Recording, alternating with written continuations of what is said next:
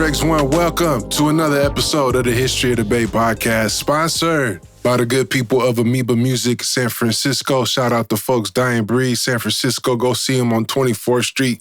So tell them Dregs One sent you if you want to get your graffiti supplies. Also got to shout out my folks at Mojo Labs, always keeping me dipped with the gear. Behind the lens, we got King Said. On the boards, we got DEO. Shout out to the homie Carl snapping back there. And today, we have a very special guest. I'm going to give him a quick introduction because he's played a very important part in this Bay Area scene, sometimes at the forefront, sometimes in the background. You might have known him once under the name Irk the Jerk. He's had several hits under his belt. He's consistently released music. He is the founder of the critically acclaimed collective Grand Nationxl. He's also a dope photographer, producer, probably a whole bunch of other shit that we're going to find out about. We talking with the one and only Kevin Allen. Thank you, brother. I appreciate you. All good. All good, man. Appreciate you flying through on us, man. Bro.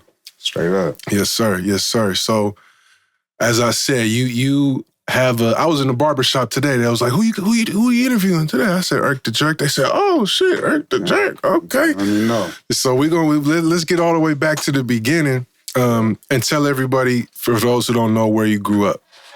I grew up in Oakland and Richmond. Okay.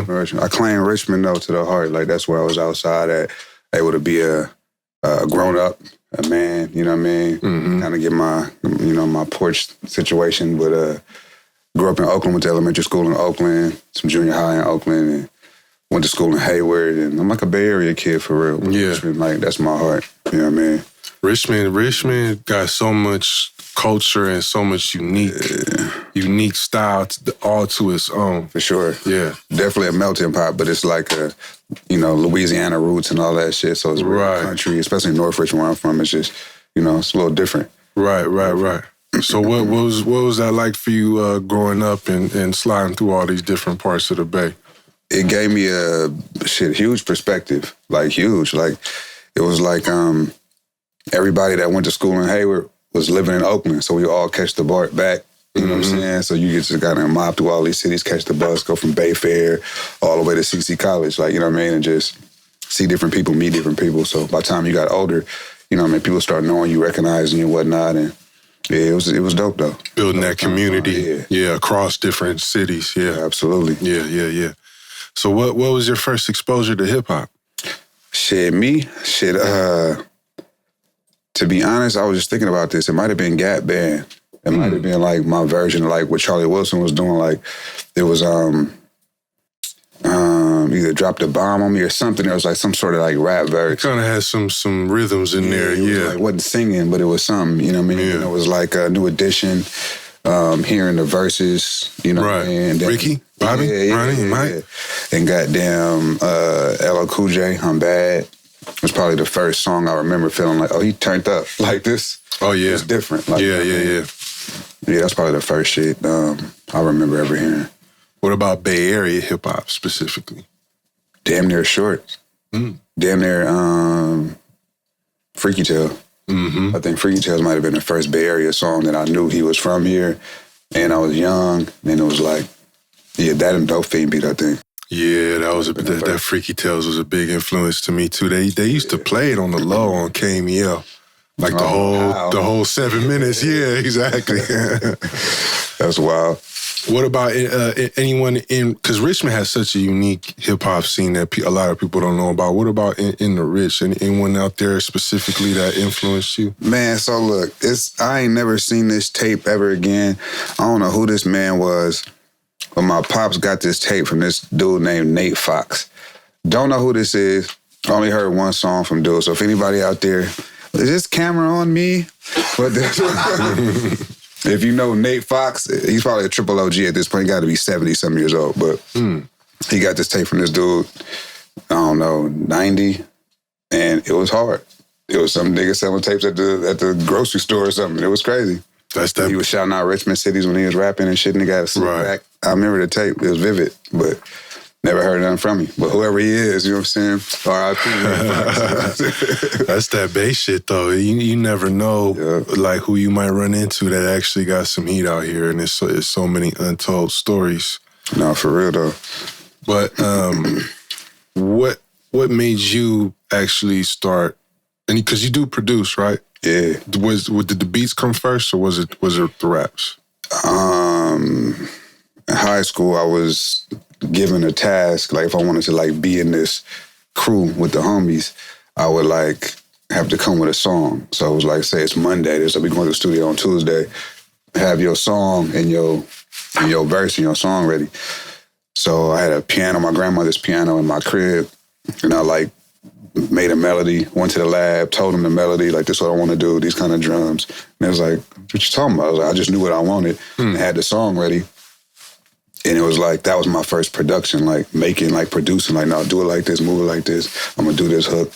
And then from there, you just start learning shit. So by the time 2003, 2004, I started getting Pro Tools. I started getting my own equipment, my own mic, and just started practicing, recording myself, making beats. So kind of around the same time. Like around the same time. Yeah. That's dope. And so you mentioned you had to do a song to get into this crew. Did that actually turn into a group that released records? Yeah, we was called Keep It Clean. It was coming out of high school. It was called Keep It Clean. And what year was this? 99. Okay, I was going to say that sounded like a very early 2000s name for a crew. For sure. Yeah. And this dude, his name, damn, man, I'm bugged out. His name is, whatever his name is, he put out a compilation in high school where he got everybody that made music and actually pressed up a CD, sold it, and it was like 15, 20 of us on this CD. So we got a chance to really like see what it's like to have physical copies and shit. And it was like, we was young, 18, 19 years old. That's dope. That's how a lot of us got started. I know that's how DEO got started. That's how I got into hip-hop. A lot of youngsters just making shit and putting it out. Making shit, bro. Yeah. Making shit. A sidebar, I would catch the BART, come out here to Fat Planet studio, and Big Rich was in there, Mess was in there, Fig be walking around sometimes, and they just kind of like embraced my little crew and just kind of like let us sit there and watch them. We didn't record nothing but just be flies on the wall. I was like, man, these niggas really moving mean. Like this is a different energy. So yeah, this is one of the first places that I was outside. That's what's up. Yeah. That's the thing about the Bay too, is like some of these legendary. It's been 5 minutes. Yeah, you get. I was gonna remind you. Well, spark that up. You know what I'm saying? Yeah, go for it. It's all good. Yeah, a lot of these Bay Area legends were very accessible, and man, you really, it was, especially in those times, it was a thing where you could just go outside and run into some people like that. Yeah, Quinn damn near judged my first talent show. Yeah, I had a talent show at Chabot. If I could say Quinn was there, judged it, I won the talent show and shit. He was like, man, you can do it, or whatever he said. Like that, yeah. You can do it. You can be somebody. But that shit stuck with me though. I'm like, no, Quinn was Quinn already in 2000. Like he was Quinn already. Off top. It was like, yeah. It was like, damn, this nigga said I was tight. Yeah, and he about to really do this shit. He's not the type to just say that to make you feel good. He's he's gonna say it because he means it. Really though. So that's a strong start. Yeah. So there you go. You're learning the skills. You got the background in it. You're recording. You're getting out there. What was the process of like? Did you stick with the group for a while, or did you get right into putting out your own tapes? Right after high school, they all went to college, and I didn't go to college, so I was solo. You know what I mean? And it was like, all right, now what? You know what I mean? So I just started doing the regular shit, like getting a job and trying to use the money to pay for it. I had a few people that was like helping me. You know what I mean? I'd go and, so I got some money for you, and then start going to the lab, recording Poor Man Dregs and all that shit in the Rich, and just making a name for myself and passing out free mixtapes whenever I could. So 2005, 6, like actually just mixtaping it up, doing what I thought, MySpace, whatever niggas was doing, I was just trying to do it and just be a part of the community of Bay Area rap. Yeah, I feel like around like maybe like 06 to 09 is when I started seeing, you know how you just sometimes you just see a name more and more again, and you're like, okay, I just know the name. And the mixtape thing on the internet was kind of still new around that time. You had cats like Taj He Spits, and I can't, there's a whole bunch of talented cats that was just kind of dropping. The mixtapes was dope too because you could mix it up with your own production or just grab a LimeWire instrumental and get it that way. Go crazy. Yeah, I was doing both. Definitely. Shout out DJ Slowpoke too. Like he was like definitely instrumental in those early mixtapes. He was my version of DJ Drum at the time. You know what I'm saying? Okay. So one of my best friends is a DJ. I rap. You're like, nigga, come host it. Yeah. Talking shit, talking crazy. Yeah. Actually put it together, making it a tape. Right. It's a trip now. People making mixtapes with no DJs. They're making mixtapes that don't mix. Don't make sense. Yeah, it's a different format, really. Yeah. What do you feel like was the moment where you really started getting some attention and some momentum started picking up for you? MySpace. Yeah? Yeah, I think MySpace was like my turning point. So coming from like no internet, and that's not really the thing, to MySpace was like, I remember seeing like a few songs I had up there in the 10s, 30s, 1,000 plays. So I'm like, oh, people are actually coming back to my page and listening to this shit for real. So I think that was 07, something like that, around that time. Start producing more, maybe 08, 07, 08. And then it was like, okay, I could really kind of, you know what I mean? People started to go, oh, I know you. Oh, I know that song. Start performing and going outside and kind of like getting my feet wet on the stage. And it was like, all right. Yeah. This might be something for real. Like, let's see. So you're doing like 9 to 5s on the side still, and just absolutely. Still getting your feet wet. Absolutely. And I hated that shit. I never thought about knocking myself off until I was in the city on BART with a tie on. And no disrespect, but it made me feel like crazy. It made me feel crazy. And I was like, nah, this ain't it. Bro, if you're one of them artists that's meant to be an artist, and I hope people out there that are looking for that encouragement to pursue their creative dreams, man, if you're that type of person, a necktie is like a noose, man. You know what I'm saying? Yo, believe in yourself.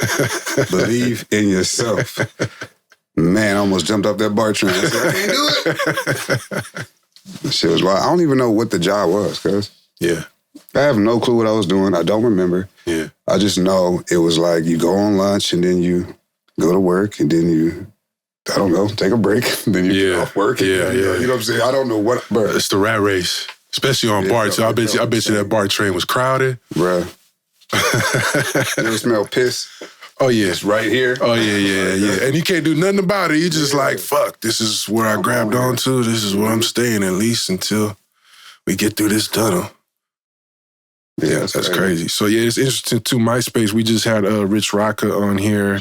And, he was huge on MySpace. Yeah. And it's interesting now, being old enough time has passed that you can kind of look back on that historically at how dope of a tool that was for putting out music and discovering music, too. Right. It was immediate.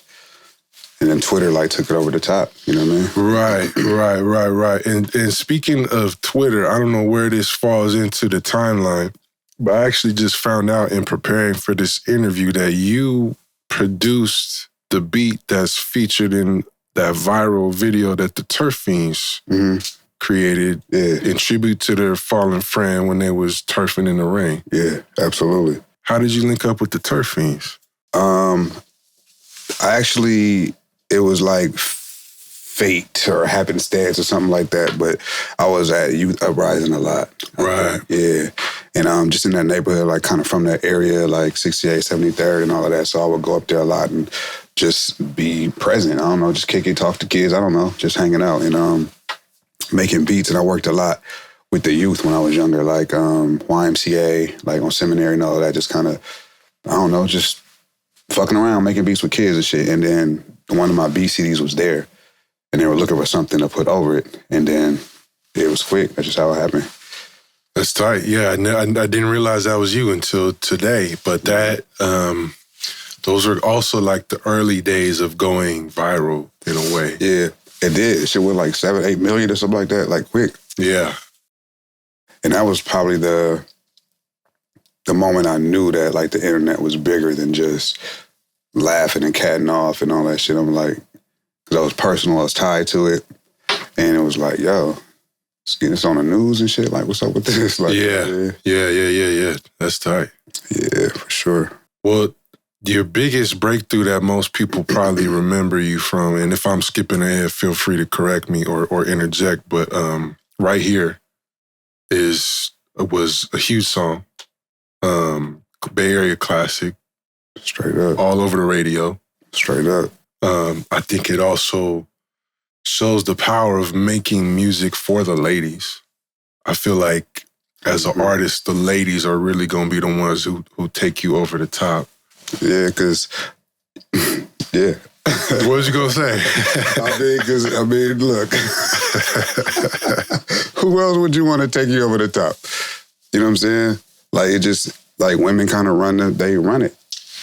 Bro, if you show up to a rap show and there's a bunch of dudes in fitted hats and hoodies, you're at the wrong fucking party. I don't like it. Yeah, you're at the wrong party, my friend. I don't like it. Yeah. Check some of these people, man. Check them. Y'all got to start checking them. Well, the other thing that's dope about that song, right, is that, and I know a lot of women appreciate it, it's a song for the ladies that's kind of giving them what they want to hear, and not in a simpish way at all, but just in a respectful, honest kind of way. Yeah, I mean, it was just fake personal. Like, you know what I'm saying? It was like talking to a specific person. Mm-hmm. So a lot of rap music would just be general, and I got the hoes, and I'm fucking the bitches, and it's like, man, that sounds phony. Like, you know what I'm saying? Like, how are you with your girl? Yeah, right. Like, with this person. Right, you know what I'm saying? Right. So, shit, yeah. We just made a song that was like, kind of like a joke. Like, you know what I mean? It was kind of like a... Like just an experiment type of thing. Yeah, I mean, more so like, I ain't never heard a song like this before. It's so outlandish. And there's some outro shit that I cut out. Okay. That was clearly a joke. Okay. So once we cut that out, it felt like a real like record. Yeah. And then the next day I came back and changed the word fuck to love. And then it really was like, okay, it's a joint. Smart guy. Traxamliion, it was in the lab. Right. Yeah. Because you did quite a few projects with Trax. Yeah. How did you link up with him? Kevin Pringle and PK, and just being around. Yeah. You know what I mean? I know PK for a long time, and he was managing the Mob Figures. Right. So I was around this group I was in called Cali Fam before that, and he was managing them kind of, and then years later, him and Kevin Pringle, KP, hooked up, and he was managing Trax, and we was all in the rich at the crib, and shit, Trax was recording people, and yo, pull up, I'm at the lab, and I'm like, man, I got this beat. I've had it for a month, and I know it's a hit. I know I just cannot think of the right lyrics, the right song. I've had other people sing that hook, different hooks to that beat. Didn't work out. It was like corny, or I didn't like it, or whatever it was. So he was just like, you know, shit, pull up. I was going to say another thing that's unique about that song is you're singing on it, but it's not necessarily an R&B song, right? It's still hip hop. And nowadays that's common, right? The melodic style, but back then that was very different.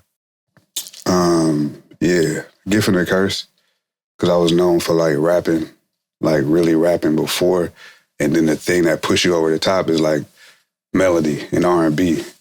So my rap fans is like, what you doing, man? Like, what is this? I think that's just a bit ahead of its time, because that's basically what made Drake so successful, is his ability to combine those two styles. I was trying to be Devin the Dude, though. Ah, that's an even better example, yeah. That's what I was, feel me, coming off Chronic 2001, coming off, like that type of melodic type. What would these kind of artists do? Like, what would this kind of do? So those were the influences, and then so happens to start to sound like where music is going, and it worked in my favor, and also was a hindrance in some ways. So, like, kind of boxed you in. Yeah, I mean, it boxes you in, especially with radio being so big. Like, you know what I'm saying? Well, because you're, sorry, the name is escaping me, but you kind of had like a follow-up single to that was kind of in the same. Yeah.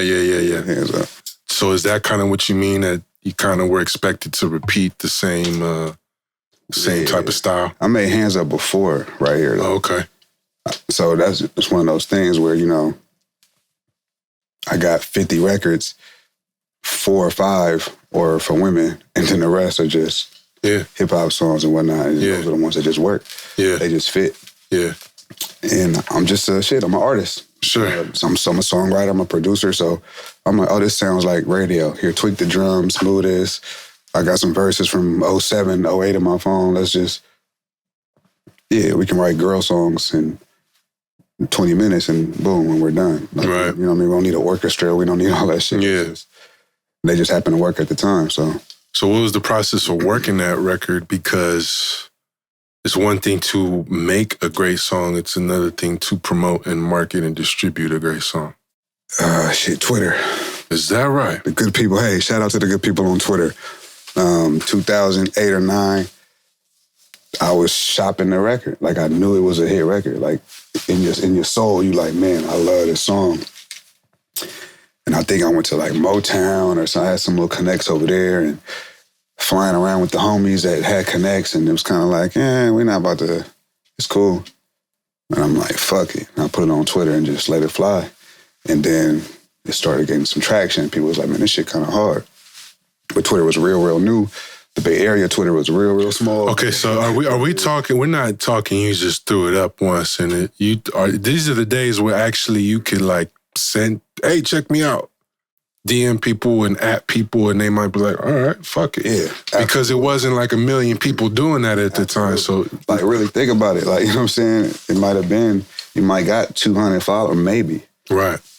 The thousands and all that shit didn't come until, you know. So at that time, it was very like, if I got 300 people listen to my song, like in this little area, then that's what you need to get a spark. And it just, you know what I mean, took off. That's crazy, bro. I mean, just thinking about it, because it's just another way of hustling. It's like, to me, I always saw that as like, especially back then when you could like jump in somebody's inbox or something without a million other people doing it and being so regular. But that's like just the digital version of passing out flyers. Yeah. It's the same shit. Like, but I guess it's the same vibe. If you really was outside passing out flyers, you know this is way easier.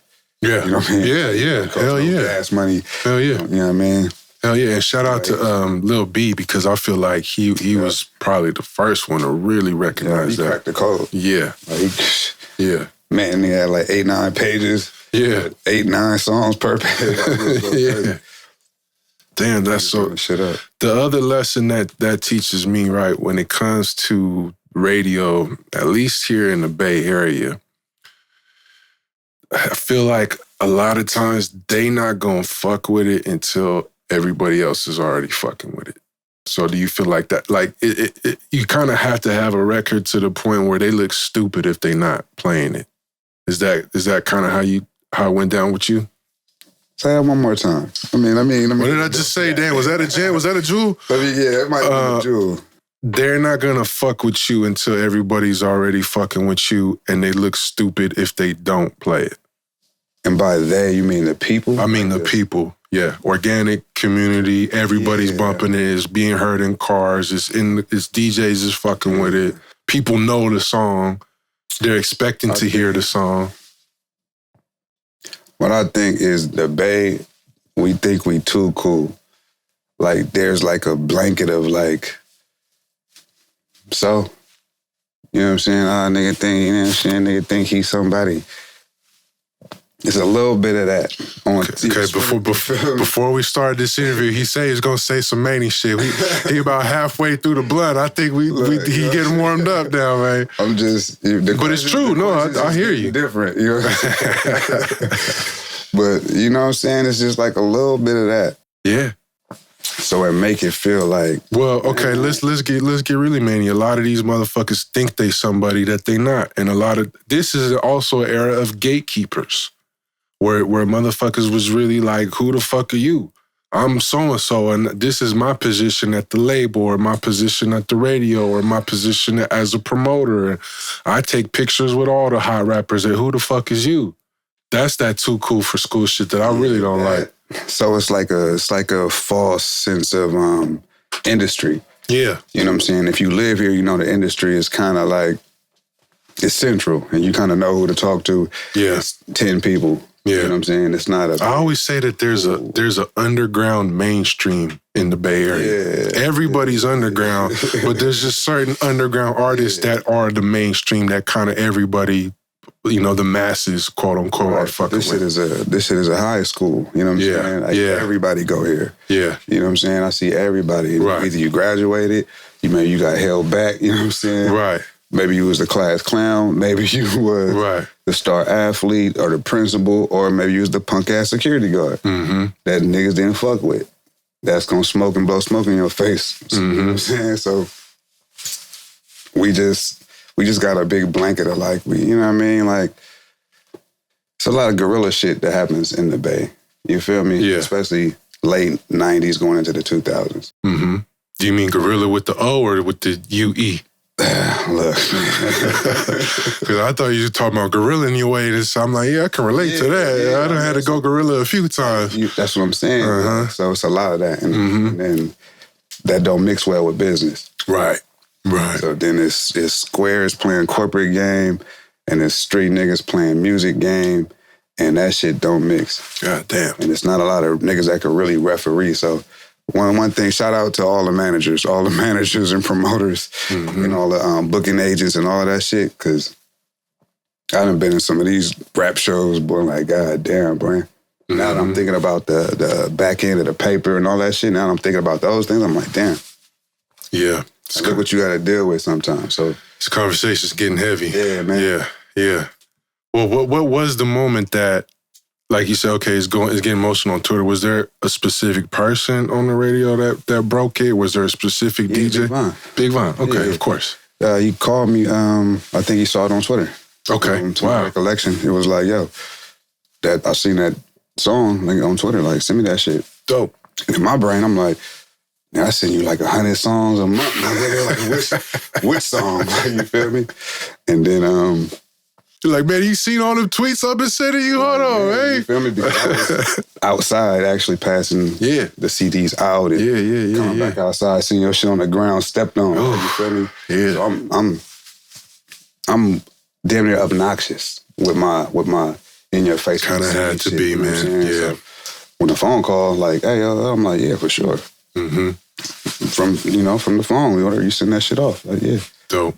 Yeah, because just speaking on that real quick, because this era that you're talking about is like, when I interview certain cats that started in the 90s or even like the late 80s, it wasn't that many rappers out. And so it was kind of easy to be like, not easy, but it got more attention to be like, I have a rap tape. Like, for real, you do? Let me hear it. Right. As opposed to this time that you're talking about, 2009, everybody's fucking rapping, and people are tired of fucking rappers, and there's enough rappers, and I'm not on camera. Okay. This interview's gonna go. Yeah, you should definitely. The context enough. The context enough usually on the podcast.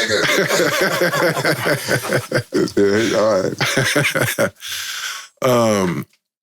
But yeah, so you really had to cut through a lot of static. But that's dope that you did that. Von was breaking a lot of records, to his credit. Back in the day, he put a lot of cool shit on the radio. Absolutely. And how did things change for you once? Because that was a song that you heard like every hour, bro. Man, it changed in a good way. Yeah. It changed in a good way because it came after the I'm So Dumb shit. So it was like, the shit I was saying was a little bit many. And then it turned into like, one of my homies called me, actually my homie Jay Myers from high school. He hit me and he said, man, you can't take something away without putting something in its place. And I'm like, a young nigga with some jewels. I'm like, what? What you talking about? Pretty good, yeah. And he was like, but you can't, you feel me? Since you're not really on the hyphy shit, what do you do? Like, what are you on? I'm like, oh, I got hit records in my brain. Like, you just a cocky young nigga. I got hit records. So put it out there.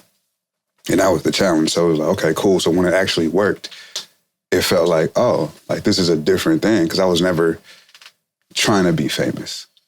Yeah. I never thought of it like that. It was a competition thing. Like I'm almost a battle rapper at almost, you know what I'm saying? So I'm competitive. I knew that this conversation was going to unlock some things for me as we went through it, because I think I remember you pushing that line on the internet, because this is like post-hyphy, to the point where hyphy kind of got ran into the ground. And then there were certain people, and I think what you're saying is you were one of them, who was looking around that was like, dumb. We're really just all dumb. Like, we rap out here. We got bars. We got some shit to say. We kind of militant with our shit. We got some real shit going on. So is that the line that because you got the hood nerd thing too. That's one of your projects, but that was also kind of like a image that you were pushing too as well, right? Yeah. It was man, everybody I know, whether you in the hood or whether you got a nerd side to them, that you're into fucking, I don't know, Legos, or you were... Yeah, you could be a nerd for anything. You could be a sports nerd, whatever. You could be a car nerd, yeah. You feel me? Mm-hmm. And it was very hard to understand how niggas was pretending they was gangsta all the time. Yeah. So, you know, as a sarcastic young fellow, it was funny to me. So any fights that I would get into would be because I'm like, man, just poking the bear, like, oh yeah, just trying to see, like, are you a gangster all the time? Like, you don't think nothing is funny? Like, you don't have a good time with your mom. Right. So that was the thinking behind it. When hyphy became the laughing stock, I'm like, man, we can make that kind of music, but again, I'm from like Keek. You know what I'm saying? It was certain people that was making what I would call hyphy, like 3 times. 3 times crowd was gonna say, yeah. Cell block compilations and shit like that were the things, to me, that was like the beginning of that. So then we go into like, I don't know, 2006, and you like 8-9 years after the fact, and it feel like, oh, now we're drooling on ourselves. Yeah. We're on helmets. Yeah, we popping pills at 11:30 a.m. on a Tuesday.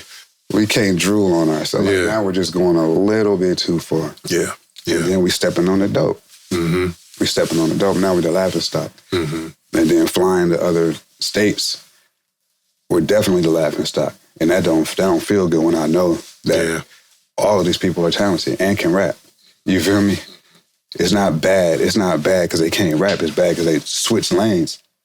And we came from mob music. We came from real musicians. Right. We came from just quality shit. Like the 90s was quality shit. Everybody was signed. It was professional, great videos. And then we just hit a left to like drooling on ourselves. And I'm like, yo, this insane. Yeah. We're taking sex, drugs, no women in the room. Man, yeah. Yeah. I couldn't. Yeah. I relate to that, bro. Sex, drugs. Right. No girls. Right. No, I know. Right. Yeah. That's a bad look. Shirts off. It's just bad look. You find yourself in a room full of 12 dudes all on ecstasy. What is you doing, man? I couldn't do it. Right. That's all. Hey, we about to make some people uncomfortable with this interview, but hey, man. Yeah. No, I relate to this, man, because I'm one dude that you'll never hear in a million years say I'm a gangster, right? I like this. I heard Richie Rich say this in the interview. I like that. I'm a hip square. And like Huey Lewis said, it's hip to be square. You know what I'm saying? Like most of the real gangsters I know recognize that there's so many consequences to that life that it's not really what you want to be doing. And there's out of all the people that are pushing that line, very few of them are genuine. And like you said, when you poke them enough times, you'll see, oh, you ain't really got that gangster in you, buddy. Like, you don't know how to be yourself, man. That's all. Mm-hmm. Like, that's all. Like, we know people. Like, we know real gangsters. D.O., we know real gangsters. Like, you know what I'm saying? We know real gangsters, and we know that real gangsters keep it cool. Yeah, respectful. The time. Yeah. They tried to. Man, what? They tried They tried to. They tried to. Real gangsters, It's damn near on that penitentiary shit. You bump into me, just say, excuse me. That's look at me when you talk to me. That's all. That type of shit. Real. So the new gangster is emotional, hair trigger. And they always screaming about how gangster they are. Hollering. They feel like, oh, like, this don't, you know, it ain't the same. So I just, and where I'm from, it's really, of course. to maneuver, you know what I'm saying? And to be an artist and to be this way. Right. But I'm surviving in this place because they go, oh no, he hoop, he do this, he make music, he whoop. I know everybody in the hood, everybody know me in this school, ain't no problems. You know what I'm saying? There ain't never been no sucker shit popping. Everything good, everything Gucci. No, I like that, man. That's refreshing. And it also reminds me kind of like that Kendrick Lamar, Good Kid, Mad City. Yeah, absolutely. Yeah.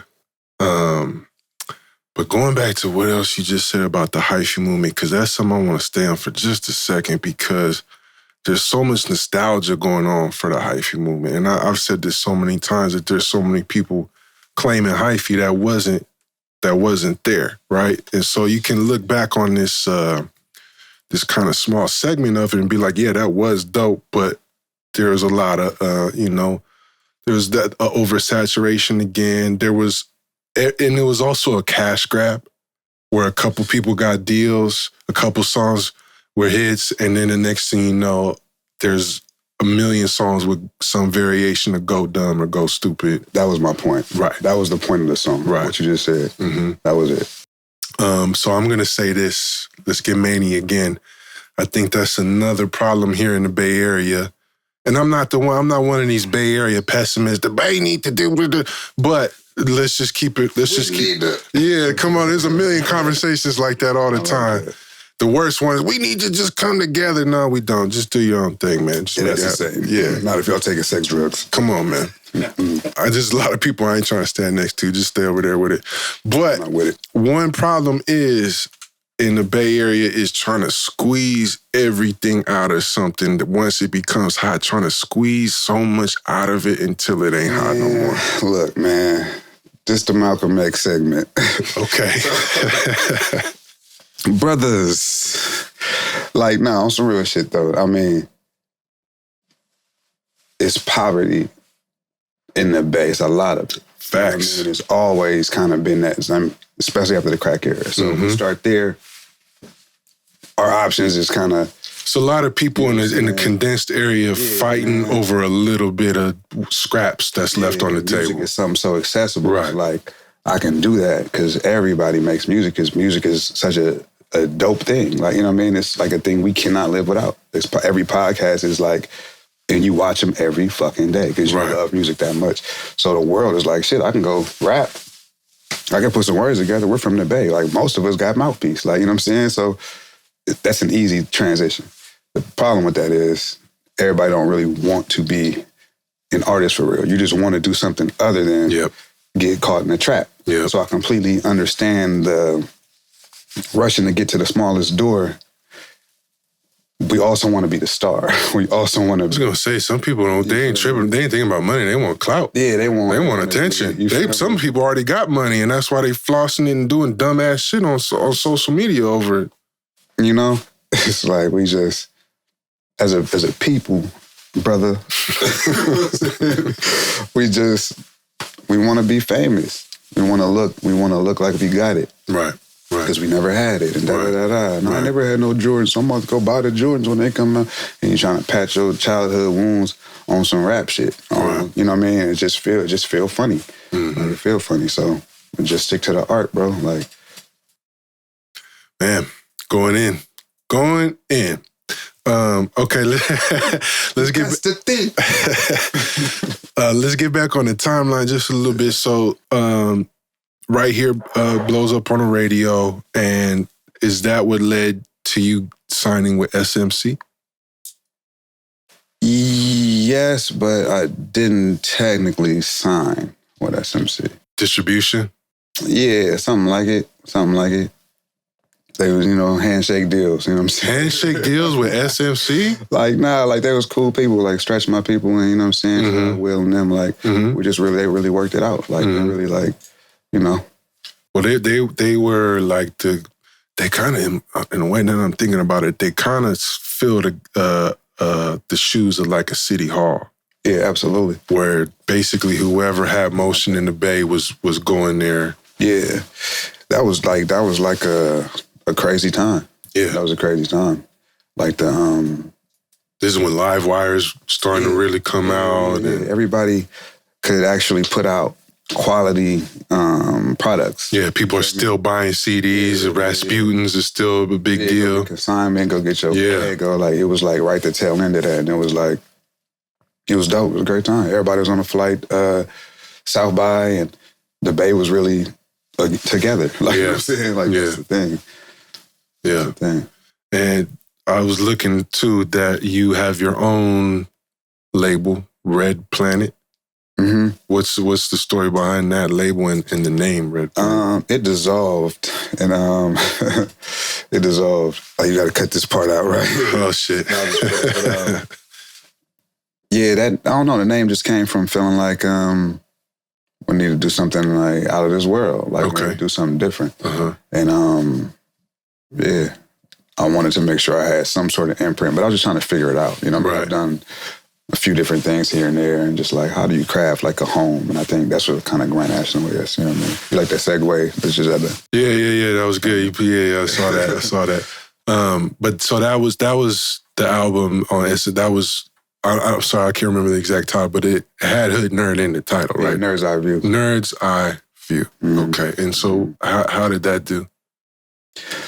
That was well. Yeah. No, that was well. So you were able to capitalize on the success of the single. Yeah, for sure. Yeah. It was Hands Up on that album too? Yeah. Okay. A lot of it was like still like going through Empire. Oh yeah. So if I dropped the single before the album came out, then I can technically have two singles, like, you know what I'm saying? Yeah. Like, one might be a version off of this tape, and you were still kind of selling copies on iTunes versus streaming. So I can get that bag from just the single, and then get this bag from the mixtape, and then get this bag from the album, and all three had the same song. Like, you know what I'm saying? You just, you know. Right. Yeah, so it was shit, and the physical copies and all that shit. Right, like, it was it was just a good time, like, you know what I mean? Yeah, so you're on your way, because I was looking at, after that, I mean, there's at least 4 or 5 more albums that you put out under the name Irk the Jerk, correct? Yeah, for sure. And so were you able to just kind of keep building your momentum, or was there, like kind of which I think you were hinting at earlier, like an expectation to kind of follow up on what you had already done? Yeah, there's always an expectation from people that fuck with your music. Yeah. That, you know what I'm saying? But it's like trying to feel like your own shoes. Like, so I surpassed whatever goals I had, like, tenfold. Like, you know what I'm saying? But people have other expectations for you. So they're like, you supposed to do this. You supposed to do that. And it's like, man, the homies just got, well, I'm trying to figure out your life and do your, like, be a real person at the same time. So yeah. So when shit works for you, it works. And when it don't work, it don't work. You just kind of fuck with the ebbs and flow of it. Like, it's the music game. That's the gift and the curse part that I think you were talking about earlier. Yeah, you gotta, if you can't deal with the low parts, then the highs won't really, you know what I mean? So. Yeah. Switching gears real quick, what was your friendship like with the Jacka? And big homie. Like, through PK, again, like Mob Figs and shit, and him just being around, like, ETJ, what's up, my boy? Like, he just different, bro. He just different. So him, Short, and Glasses Malone jumped on this record I had called Don't Need 'Em. It was like 07, maybe 08, something like that. 08, yeah. And he, I don't know, man. Like, I don't know, I had a lot of, like, respect for Bay Area music, but Jack and Short were the first people to, like, embrace me and, like, bring me into the fold. So yeah, it's just like, he's just a big bro. Like, I mean, they both are known for being very supportive and very accessible. I had a chance to be around Jack a couple times, and very, very cool person. Not what you would expect from someone of that stature in the Bay Area. Like, larger than life on stage. Yeah. But cool as fuck. You know what I'm saying? At the crib, and smoking and chilling and all, and it's like the funniest nigga in the world. Like, you know what I'm saying? Right. Like, just, yeah. I thought I read something about y'all going to a mosque together. Did I read that correctly? Yes. PK, Jack, Freeway, and Dom Kennedy and myself. Wow. Yeah. That's quite a group. Yeah, that was wild. That was wild. Like my first time out the country, and you know what I mean? Oh, where was this? Ethiopia, but I think the country's called Djibouti. DJIU. Yeah. I think so. Yeah. I don't know how to spell that shit, but there was a show with all y'all on it out there? Yeah, it was at a club or something like that at this crazy hotel somewhere, like on the, what do you call it? The Red Sea. And it was like one of the largest hotels I ever seen in my life, but nobody was in there but us. And then the people from the neighboring city would come over to the hotel to come to the club, and then we performed at the club at the thing. It was like doing like, I don't know, I want to say Club 17, but like, man, like the New Pairs or something like that, but like smaller. In Africa. It was just the wild. That's amazing. It was wild. Yeah, that must have, whose idea was it to go to the mosque? The homeboy, well, they're Muslim. Yeah. So, yeah, they were going anyway. So, PK, Jack, they was already Freeway. So they were already going. I think that's why the trip was even booked in the first place. Gotcha. Because they're a connection to Islam. So, okay. Yeah. Damn, that must have been a hell of an experience. Man, for real, because I thought at the time, I was like, you know, fake Christian or whatever you call it, you know what I'm saying, at the time. So I'm like... Christian by default type by shit. Default, yeah. You know what I'm saying? CBD. And then... That'd be good. That's a good name for a gospel group, man. Let's get this gospel bag, man. Get this gospel bag, man, CBD. Yeah, PK and Jack, they about to go to the mosque. And I'm like, kind of like, damn, I kind of want to go so I could see it. But I'm like, man, what Jesus gonna think? And they're like, man, and they kind of broke down some religious, like... Yeah, Jesus is a prophet in Islam. Yeah. And they said some things, and they're like, man, you know, I don't want to repeat what they said, but sure. It was something that said, man, just come and check it out. That's dope, bro. And I went, and it was amazing. Yeah. It was one of the best experiences I had, like religiously, spiritually. Like, that was crazy. That's really cool, man. Yeah. Rest in peace, Jacka. Absolutely, R.I.P. Jack. Absolutely. Well, going back to your career timeline, at what... Well, I didn't ask you this, too. How did you even get the name Irk the Jerk? Drinking a lot of E&J back in the day? Nah. Okay. My boy London. Noel. He is one of the people that I joined a group with in high school. And I don't know, the way I remember it, you know what I mean? This was a long time ago, but I'm in the library. Let me set the scene. So I'm studious. I'm in the library, and I'm thinking of a rap name, because I'm like, you know what? I'm going to start rapping and battling niggas and shit. And I was like, Drastic. I was like, nah. You know what I mean? Shit like that. And then the homie walk in. He like, what you doing? I'm like, thinking of a name. He like, Irk the Jerk. And I'm like, no. That's trash, cuz. Like, that's garbage. He like, nah, that's dope. I'm like, no, it's not. And we arguing about it. He went outside. Hey, this nigga named Irk the Jerk. And they started laughing and shit. And I was like, nah.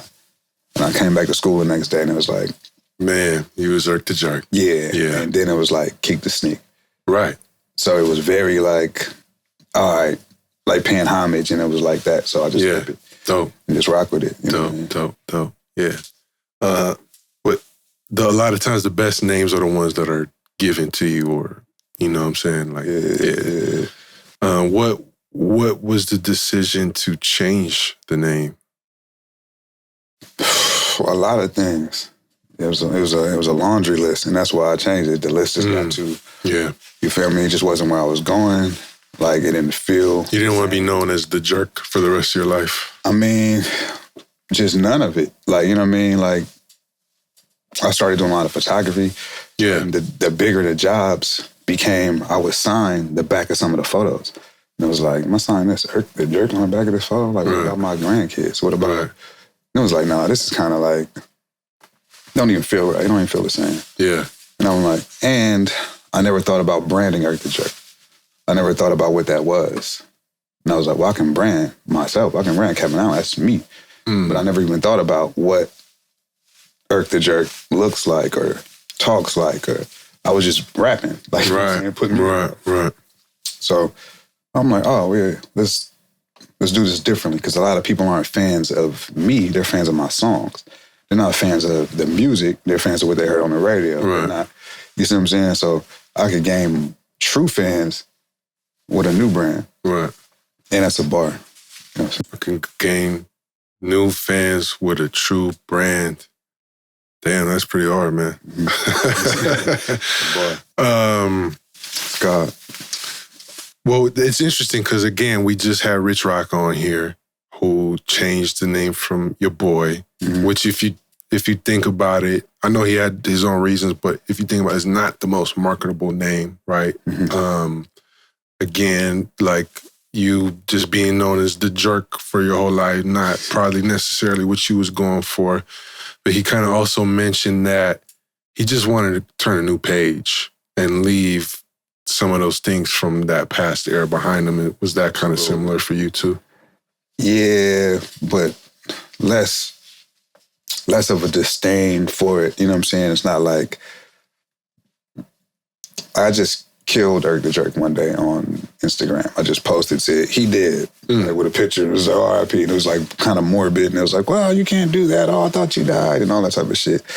But that's how I feel. Like just cold turkey, some shit. Like he was like, I'm giving up smoke. Yeah, you know what I'm saying? I always did baby step shit. Like, so sometimes you got to chop the head off. Right. You know what I mean? Right. That's kind of how I felt. Like, no, sometimes you got to make a big splash, right? Yeah, like, fuck it. Like, you know what I mean? So I just felt like you outgrew it. Yeah.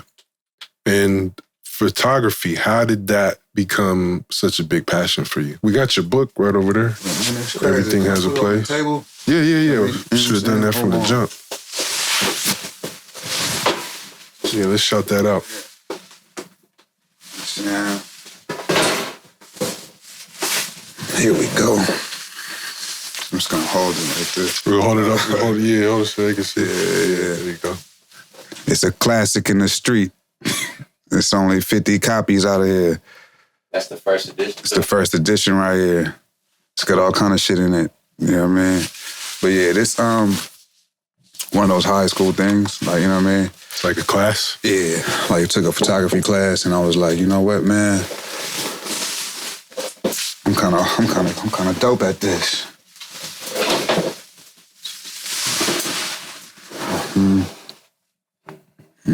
Like that product placement right there, you know what I'm saying? Of course. Copies. I was thinking of doing that before it slipped my mind, but so it's something that you always knew that you were good at, or just more so you enjoyed it?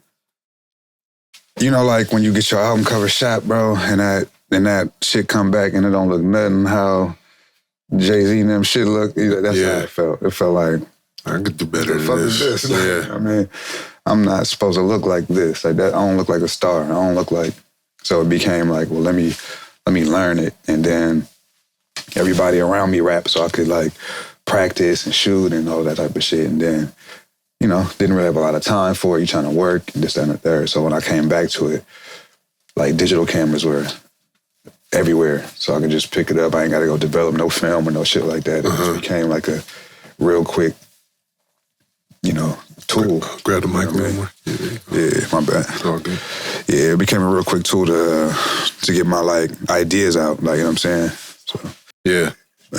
That's dope. And it's interesting because Instagram is a social platform, but at the beginning it was a photography platform. Was that how you started using it? Yeah, for sure. Yeah. Like, I was posting corny shit. Like, you know what I'm saying? Like raindrops on the... Yeah, it might be some shit like this piece of a Jordan symbol. Right. You know what I mean? Just everybody was, though. Yeah. Playing with filters and all that. Everything was hella dark brown and shit. Like, shit was nasty. Yeah. Sepia filters and all that. Like fucking 1968 filters and shit. Right. Yeah, that shit was different, man. It felt like it was growing into like art appreciation space. Yeah. So you thought. Right, I know. And then here comes Mark Zuckerberg. Right. And butt cheeks. Right. Ooh-wee. I ain't mad at the butt cheeks, though. Cheeks up. But that's dope, man. I feel like you've made a name for yourself as a shooter. Yeah, man. That shit is like one of those. The Bay Area is also a place of hella texture. Yeah. So shit changing so fast, and it's like, let's capture it. Let's make sure we like got a piece of it, and have something to really remember, like what it was and what it looked like. Because you look up, it's a Starbucks next to, you know what I'm saying, like something that used to be a teen center or something. You're like, right. Man, this is crazy. So there's part of it in you that wants to document. Yeah, things. For sure. Yeah, for sure. That's cool, man. What went into to making this book? Just going through photos for shit. I think I took a month and a half, and kind of just went through a lot of shit and just felt like this goes together, and try to make it like an album. Like, you know what I'm saying? If you it's like sections off with certain songs and certain feelings and vibes and whatnot. So just kind of like bridging music and photography in a way, and digging through photos for hella long. That's it. Well, I know you're still doing music, of course, but is photography also like a career for you at this point? Yeah, absolutely. Wow. Absolutely. That's one of those things like forever. Like, you know what I'm saying? Like for everything. So are you doing like all creative photography, or are you also doing like commission work and... Yeah. Okay. Both. Wow. Both. Like commission work. Like I was out here on around the corner from here last night, like working like events. Like a crazy event, like a Black collective event, and entrepreneurs and funders and whatnot. And they wanted like damn near like hood painterly like portraits. So everybody had all black and all these, you know what I'm saying? Like it's very like, uplifting. Like, it's that type of shit that I'm on. Like, so that's dope, man. Because I feel like with rappers, like just artists in general, but especially rap cats, man, like if you can do this shit, if you can do that, the rap shit, you can kind of figure out how to take the same approach towards other artistic and creative ventures. Oh, it's the same shit, bro. Yeah. Ain't none of this real different. You know what I mean? We usually just say the dope game like the rap game. Right. It's an easy thing and it make you look, Right. But all this shit is the same. Right. Stand-up comedy, films, painting. Yeah. It's the same. Hell yeah. Mm-hmm. It's the same. You know what I mean? So. Yeah, if you got a creative brain, you can flex that muscle. Good. Well, going back to the music, something that I was excited to talk to you about, because I've seen this from afar building momentum. A lot of people discussing this collective, a lot of music being put out, a lot of shows being rocked, and that is Grand Nationxl. Mm-hmm. So you are essentially the founder of the crew. And what's the full roster and how did it come together? The full roster, myself, Brookfield, Deuce, Money, Draper, Password, as far as musicians, Deezus, Janelle, brand, creative, design, project management, like, you know what I mean? And then all of us kind of branch off and do other things. Like I'm learning how to mix, you know what I'm saying? And photography and directing videos and, all of the shit, the full gambit of basically being an art house, you know what I mean? So it started with that vision in mind. It was way bigger going into 2020. But I just woke up out of my sleep, bro, like a fucking zombie. And I just called studio like, I know you tired of recording motherfuckers that's getting your shit shot up. Just give me a few months. I'm just gonna call all the rappers I know or have them call the rappers they know or whatever we need to do just to make art, like to make a dope project. And we just was playing records for each other, just kind of like listening to shit, like what you working on? Everybody make beats, everybody rap, somebody play the guitar, So it was like the shit I saw when I went to LA before, Atlanta. I just saw people just working together without egos and without hassle. And it's just, you know, you play the guitar, you sing, yeah, come on, get on the song. So we just built it like that, you know what I mean? I think those types of creative hubs are very important. And there's not enough of them in the Bay Area because, like we said, there is a competitive, every man for himself type of element. Also, like I said, it ain't like we all gonna get together under one umbrella, but you guys have made a lot of waves in a short period of time. Just me talking, just seeing from a distance, seeing the name pop up repeatedly, getting to build with Monty here and there and some of the other brothers. But you opened on Rex Life Rogers tour, is that correct? Yeah. On shit. I feel like last year might have been the year coming into 2023. Mm-hmm. But yeah, that was an amazing thing. That was crazy. And y'all are pushing a line musically that's very different from what's going on in the Bay Area right now on a wider level in terms of lyrics and a lot of sample-based and instrumentation type of beats, right? Yes and no. Okay. So in 2020, it sounded like that because that's the energy that everyone had been in separately. Like, because remember, like, all of us don't even know each other. So when we get to the studio, somebody play a beat, and the beat feels like the pandemic. It feels like, you know, we're outside, ain't shit happening, ain't no money moving for real.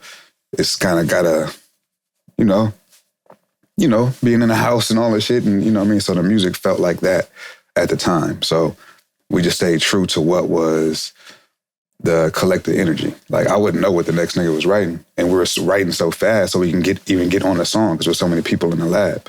So it's like, yo, his verse just happens to feel like my verse and his verse happens to feel like my verse. It felt very musical, and that's what the collective energy was. It was just all a very organic process. Yeah, very organic process. Yeah. And the music now, for what the iteration of Grand National is now. Like, you know what I'm saying? It's 808 heavy. It's, you know what I mean? It's not as many samples. So okay. Like, it's more musical. It's more, you know what I mean? It's different kinds of music. So, you know, we're really like creatives and artists. We make all kind of shit. That's dope. Like, for real. Just hearing your story and conversation, it kind of sounds like this is like the home that you've kind of always wanted, right? In terms of having the just talking about the things you were criticizing earlier, or even groups that didn't work out. Now it kind of seems like you really got like people around you that you really got rhythm with. Yeah, that too. And just thinking about how I personally show up, you know what I mean? And being able to stick through something and really seeing it through. Like, that's a lot more the difference too. Yeah. You know what I'm saying? So it's like, that's one of the hardest things about this creative shit. You get, I got a good ass idea, then a week later, I don't feel like doing that shit no more. So a lot of it is that, and then finding people that feel that same way at the same time. So it's some luck involved. Yeah. Like, me and Deuce was cool. We knew each other from back in the day, but not really, really, really. And now it's my brother because of the music shit. You know what I'm saying? So it's real quick how it's like, oh shit, like, okay, fuck the music shit. Like, we building something over here, and building this music shit. So it becomes like a dope synergy like that. And then on top of that, if I can't do everything, you know what I'm saying? Like, sure. It's impossible. Like, nobody did. So that's more the Bay Area.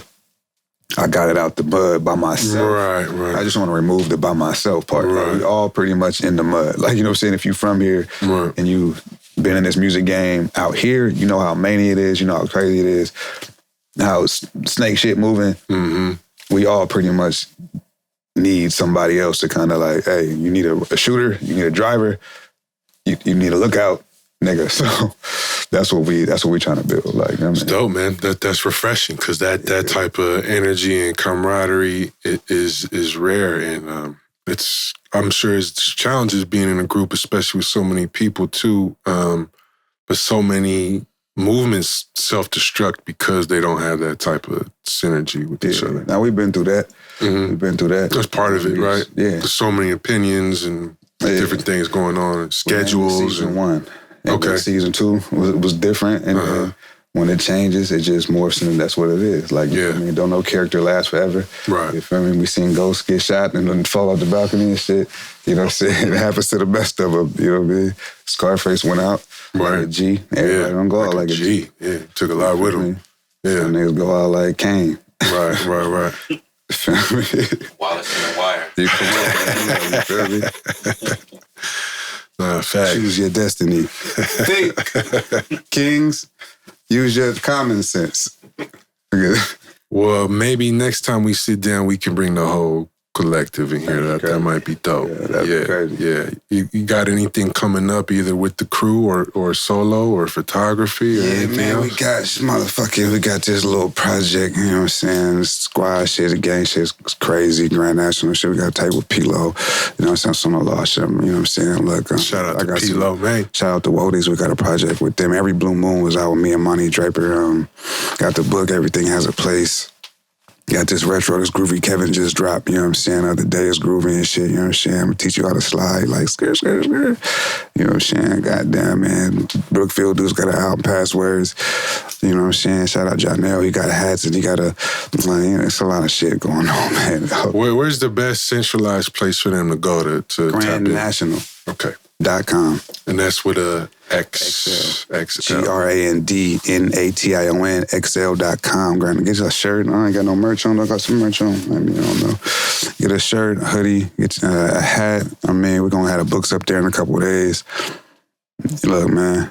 Merch, commerce, quality over quantity. Think. That's what's up, man.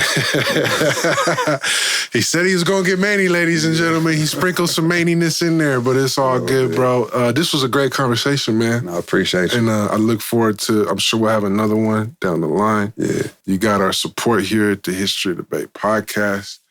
Thank you, as I say every week, to everybody watching. Shout out to DEO putting everything together. This man connects so many dots. Hey, one time, Gangsta Boo was in here.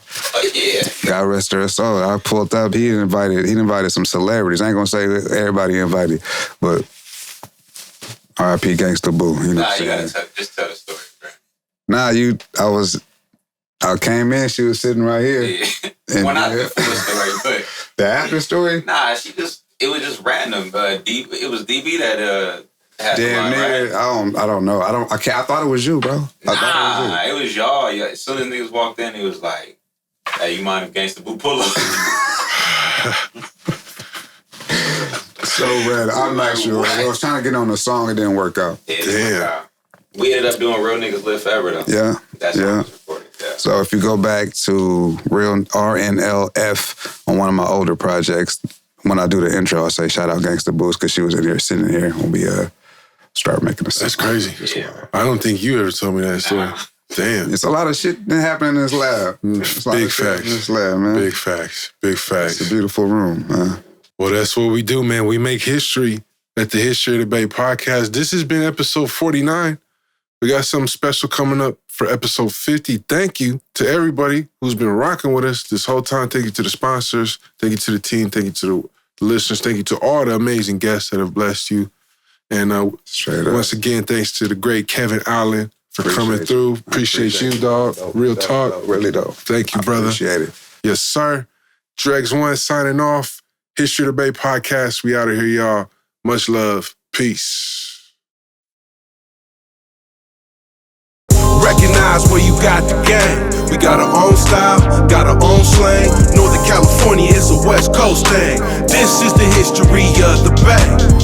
Recognize where you got the game. We got our own style, got our own slang. Northern California is a West Coast thing. This is the history of the Bay.